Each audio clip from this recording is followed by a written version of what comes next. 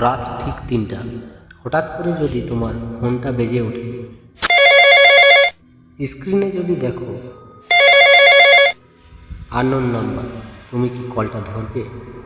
আজ যে ঘটনাটা বলবো, এটা শোনার পর রাত ৩টার ফোন কল আর কোনোদিন ধরতে পারবে না। কলকাতার এক ছেলে, নাম অরিন্দম। সে থাকতো একা পুরনো একটি ভাড়া বাড়িতে। বাড়িটার একটা অদ্ভুত ব্যাপার ছিল, প্রতিদিন রাত ৩টায় ঘড়িটা নিজের থেকে বন্ধ হয়ে যেত।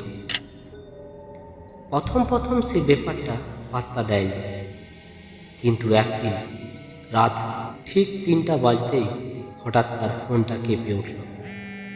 স্ক্রিনে লেখা আননোন নাম্বার। অরিন্দম একটু ভয় পেয়েছিল, তবুও সাহস করে কলটা ধরল।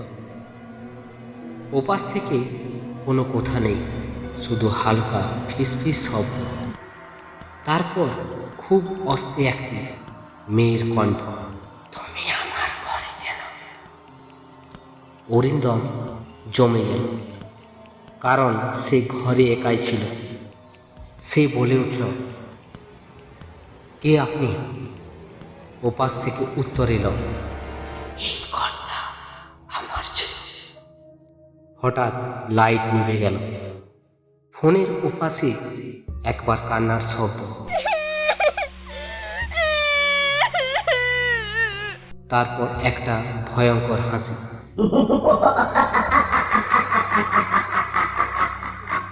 অরিন্দম তাড়াতাড়ি লাইট জ্বালাতে গেল, কিন্তু সুইচ অন করেও আলো জ্বলল না। হঠাৎ সে টের পেল তার ঠিক পেছনে কেউ দাঁড়িয়ে আছে। ধীরে ধীরে ঘাড় ঘুরিয়ে তাকাল। সে দেখল সাদা পোশাক পরা এক মেয়ে, চুলে মুখ ঢেকে রেখেছে, আর তার চোখ দুটো সম্পূর্ণ কালো। ফোনটা এখনো কানে। ওপাশ থেকে সেই একই কণ্ঠ, এবার যাবে না। পরের সকালে প্রতিবেশীরা দরজা ভেঙে ঢুকে দেখল অরিন্দম মেঝেতে পড়ে আছে, মুখে ভয়ের চিহ্ন জমে আছে, আর তার ফোনে শেষ কল নক, রাত ৩টা, ডিউরেশন ৩ মিনিট ১৩ সেকেন্ড। কিন্তু ভয়ঙ্কর ব্যাপারটা হলো, ওই নম্বরটা আজও অ্যাক্টিভ আছে এবং প্রতি বছর ১৫ ফেব্রুয়ারি রাত ৩টায় একজন নতুন মানুষকে কল করে। আজ রাত ৩টায় যদি তোমার ফোন বেজে ওঠে, কলটা ধরো না।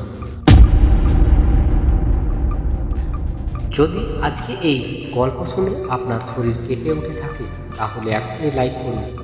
আর যদি এমন আরও ভয়ঙ্কর গল্প শুনতে চান, তাহলে আমাদের চ্যানেলটি সাবস্ক্রাইব করে বেল আইকনে অন করে রাখুন, কারণ পরের গল্পটা হয়তো আপনার সাথে ঘটতে পারে।